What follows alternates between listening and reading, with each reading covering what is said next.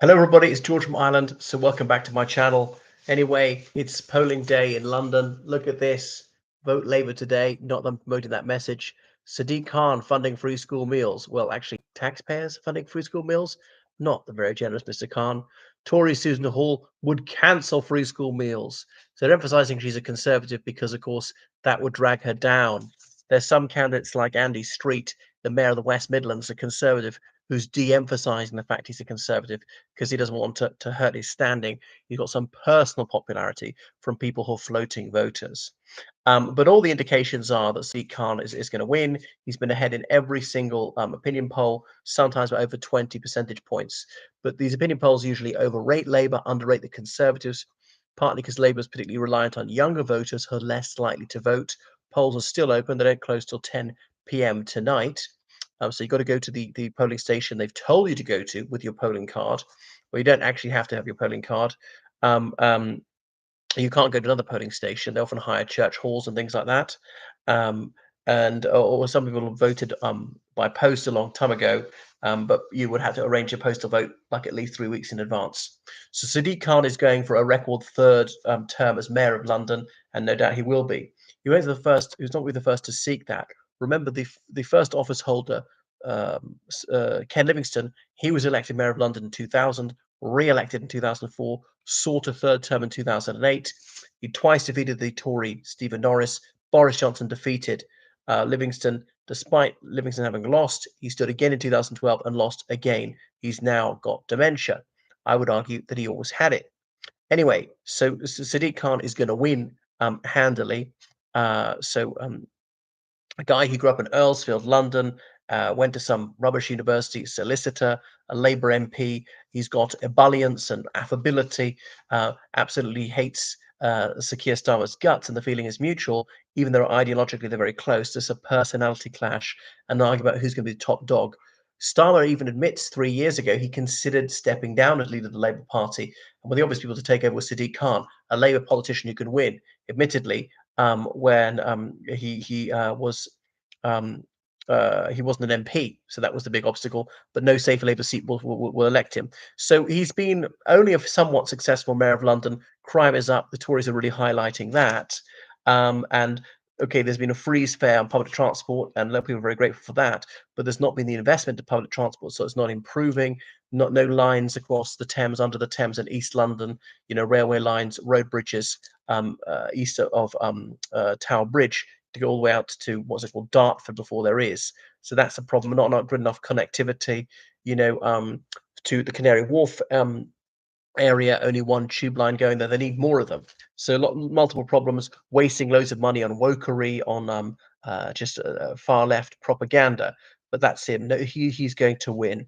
Um, Labour's got its vote bank, particularly popular with ethnic minority people, younger people, people in inner London, a little bit stronger north of the Thames, the south of the Thames.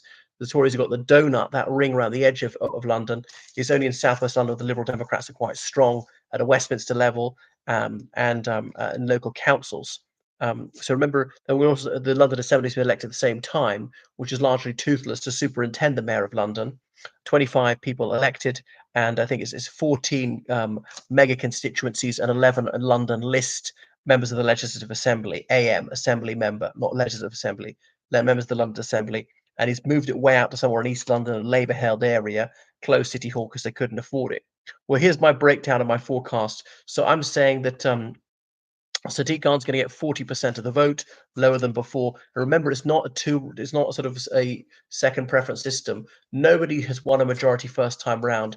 You eliminate the lower, if nobody gets over 50% the first round, they eliminate the lower place candidates, and we look at the second preferences. You don't have to go back a second day. So Khan on 40%, saying Susan Hall is going to win 28% of the vote. Surprising, it's not worse actually.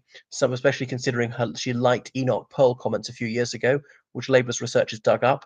But Khan has not helped himself with the ultra low emission zone, ULEZ. I agree with it actually, but it's motivated some older, wealthier voters, motorists, who find that this is too restrictive. The Liberal Democrats, is it Rob Blackwood, whatever his name is only going to get 6%, a very, very dismal result for them. They've never performed particularly strongly in these mayor elections. Even they had credible candidates like Brian Paddock, or former Metropolitan Police commander, or indeed Susan Kramer, who was this sort of ball-breaking city financier, former president of the Oxford Union. The Green Party will outperform the Liberal Democrats. Greens will get 88% of the vote. A lot of disaffected leftist voters will vote for the extreme left like that, who could do way more on public transport, virtually criminalize driving. Um, so for cyclists like them a lot. Come to Reform UK, never very fertile ground for Reform UK. They'll get 5% of the vote. The STP, Social Democratic Party, their candidate Amy Gallagher will get about 1% of the vote. Remember, she's that nurse who didn't like being called racist just because she was white, and doesn't like the mutilation of children's genitals, giving puberty blockers to children. So she led a campaign by that. It's a bit surprising. The STP, they broke off Labour in 1981 to be this moderate left-wing party. Most of the SDP, they merged with the Liberal Party to form the Social Democratic, sorry, the Social and Liberal Democrats, SALIDs, in 1988. They simplified the name to Liberal Democrats. The SDP continues those who refuse to merge in and to form the Liberal Democrats. So she's carrying their banner in this election. She's the youngest candidate at 36. So I predict she's going to get 1% of the vote. Brian Rose, that American banker, British citizen, of course, standing largely as an ego trip as he did last time, very insubstantial policies, spreading COVID disinformation. He'll get 1% of the vote this time, and obviously there's several very minor candidates who'll get a few percent of the vote together.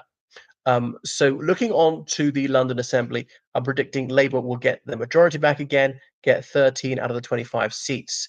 The Conservatives will be down to 7 seats in the London Assembly. They will lose South West London, which amalgamates a few parliamentary constituencies. The which ones would it be? It'd be the um, Richmond Park and Kingston North. It's got Kingston and what's the place beginning with S? Surbiton. It's got Twickenham and I think a bit of Hounslow. So it's almost evenly a third, a third, a third the vote. And the Conservatives narrowly won it last time. I met that Assembly member a few times, but he's stepping aside. So I think that the Liberal Democrats will get that back. Will be their only territorial one. So for some reason, it's the most strongly Liberal Democrat area in the United Kingdom, and Labour will get almost a clean sweep of the territorial seats. So I was saying that they will get 11 out of the 14 territorial seats, and the Conservatives only get 2. And then on the Conservatives would pick up more on the London-wide list.